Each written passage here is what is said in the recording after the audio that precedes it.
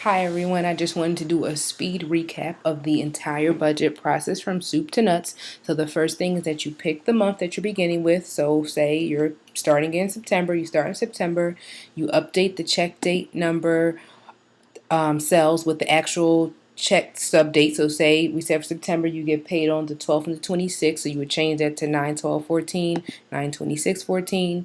Then you write the net income from your paycheck on the salary line. If you have extra income, you put that there. Then the next thing you do is add your mandatory expenses in. So we had things like utilities, your cell phone bill. You're going to put the due date and the amount due.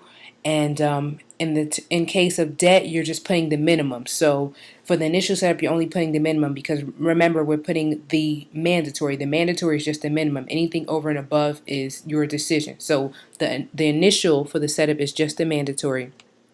Then remember, you can also bold the amounts or the due date so that it sticks out to you. This was the example here. And then after you put the mandatory expenses, that's when you decide what to do with the excess. So you have the $1,500 check, the mandatory expenses, delete this. The mandatory expenses come to 542, and so that means you have 958 to allocate as you please. And so you can put that wherever you want to, whether it's clothing, whether it's groceries, whether it's entertainment, whether it's dining out, blah blah blah. That's up to you. Okay, so then once you decide, so we can just put an amount in here. Once you decide how much you want to spend, then you want to track it. And remember, there's one of two ways. The first way is to use comments. And so my comments are still in here from the prior example. So you add a comment by clicking a cell, left clicking it, then you right click and do insert comment. Then you can say you paid it on this date. Then the confirmation number or whatever else you want to put in there. And then as you're spending these other accounts, so say for clothing, you can go in there, edit it. Each time you make a purchase, you will add it in here, but you have to use your calculator to make sure that everything that you spent is not over and above 200. And then as a note, if you just hover, like if you just move your mouse over it, the comment will automatically pop up, so you can read it without having to actually go inside the cell.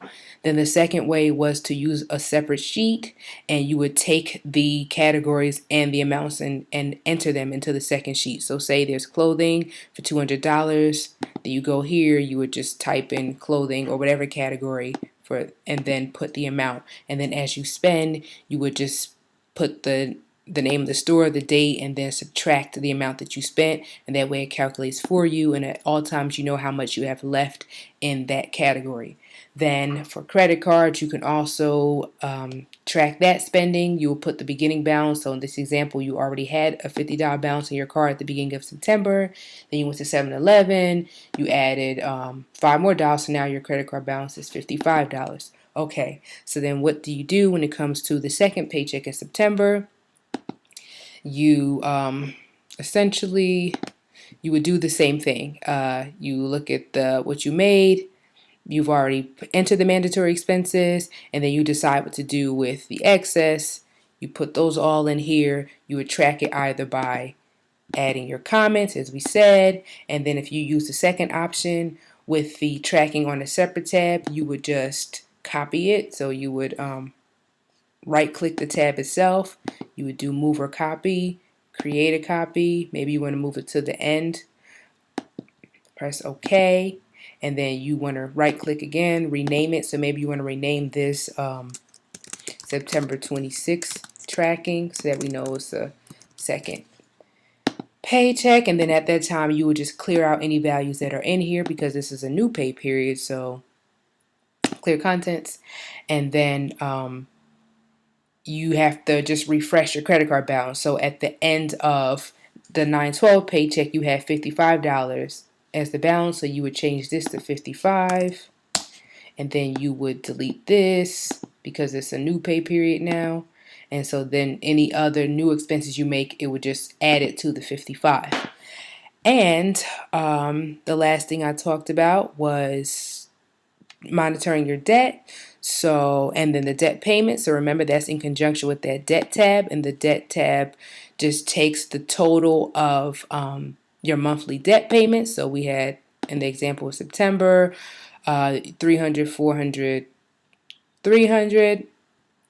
And then if you go to the debt tab, you see the 300, 400, 300, and you can essentially just go through the different months, September, October, November, December, and play around with different payment amounts and see how that changes things. Like say this is 6,000, and at the monthly payment of 300, 400, 300, at the end of the month, you would have 57,000 and $76 left in debt. So then you can go back and say, well, what if I paid I don't know, $500 per month? How would that change things?